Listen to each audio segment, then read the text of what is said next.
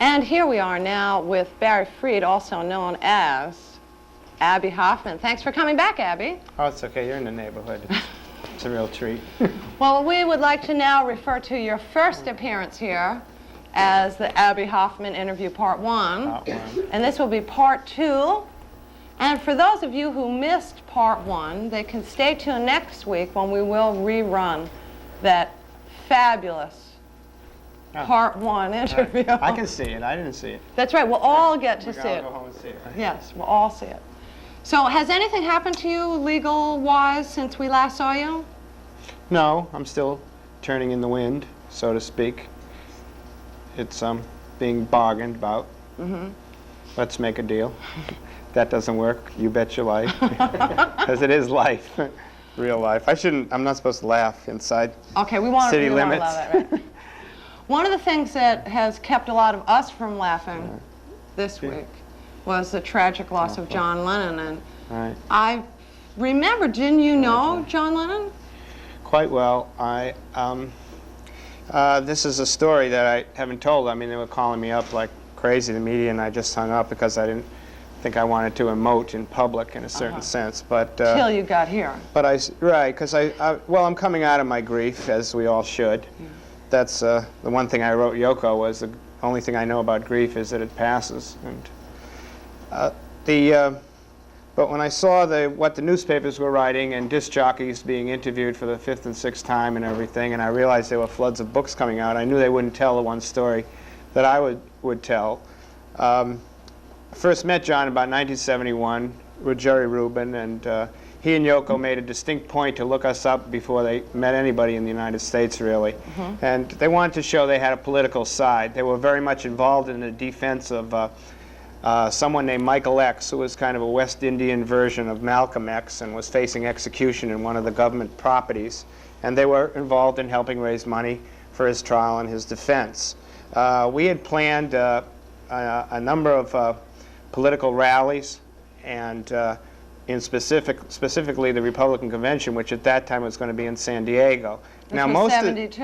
Yeah, that was this was about the end of 71 already. We were planning, and I don't know if you've been to my place then on 13th Street, but that place was wired every which way by the FBI for sound. They found out about those meetings, and they used the U.S. Customs Service to try and deport Lennon because he had been busted for marijuana and copped a plea in London. And they tried for 5 or 6 years, I believe, to throw Lennon out of the country. On that basis. Not because of pot, because there are probably 100, 200 people that enter this country a week that have some prior arrests. Certainly loads of rock singers. Right. Because he was getting involved with us, because he had a political side, because he got involved, for example, with John Sinclair. Yeah. Well, they didn't like the idea of us getting together internationally. No, They never liked that. They didn't like it when you were in Paris or London or... He had a political... He would say outright that he was a socialist. Yes. And he maintained that right on through. He kept his working class instincts, even though he obviously was very, very rich. But it's those elements that I'm speaking of that are not going to be reported, or they're going to be wiped out of the history of John Lennon because they're too political. It's too heavy, for the mayor to deal with the fact that the U.S. government tried to throw him out unfairly, and it made John pretty bitter. Cost him tons and tons of money, well over $1 million. And kept him quiet for a long time, and he had to do a lot of things, goody-goody type things, that he wouldn't necessarily, that didn't coincide with his political beliefs, just to win his case. So he was more political than he might have appeared to be. That he certainly will appear in 5 or 10 years with a lot of generalities, but he was a socialist. He claims he was a socialist. He was very against Margaret Thatcher, for example, and very pro-union, Mm-hmm. And what? That was him. We had talked about these kinds of eventualities happening. Yeah. Oh yes, that was. Well, I had. It was weird because '72. Last time I saw John, I had come from Miami, the conventions, and a paraplegic in a wheelchair had come 1,200 miles to find me. Jumped out of the wheelchair, grabbed me by the ankles, and there were 12 reporters there, all being prosecutorial, each dying to show that I'm biggest phony in the world, you know, trying to see how I'm going to handle this situation. And there's a poor paraplegic with his arms around my legs saying, "Cure me, cure me." Oh, no.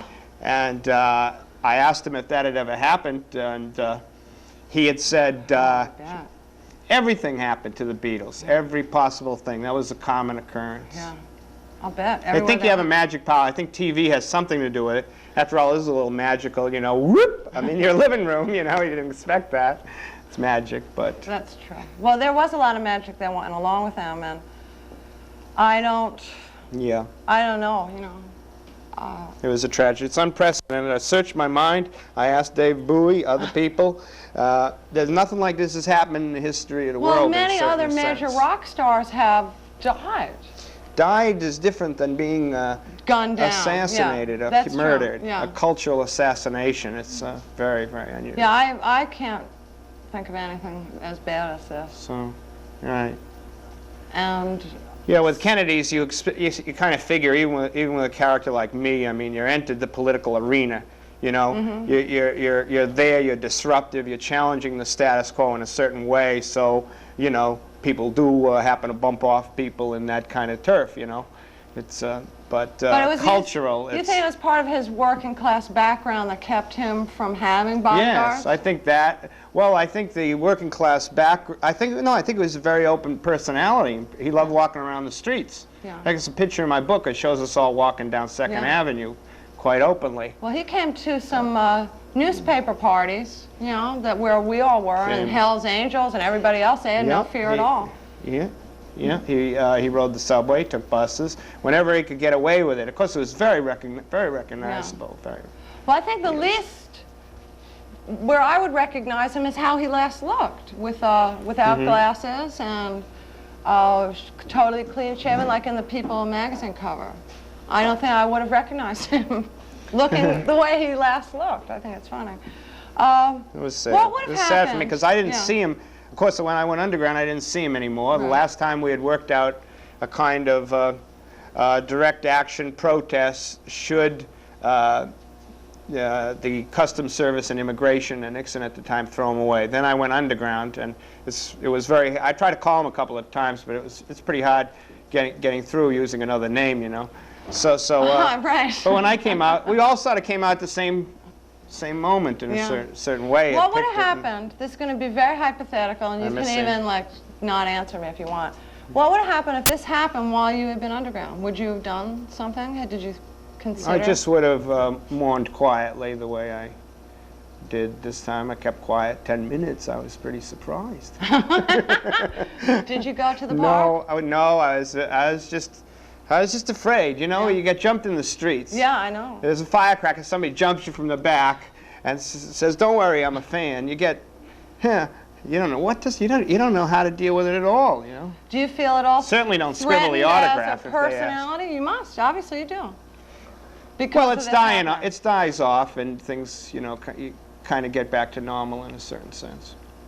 I don't know what Chapman, where his head is at. I find him probably to be a maniac in the Son of Sam school of psychiatry, and you, in fact, did study psychology. How would you be willing to analyze? It's hard. It's very hard making an analysis if you read the New York Post. You know, well, we know you don't read the New York Post. You have to see.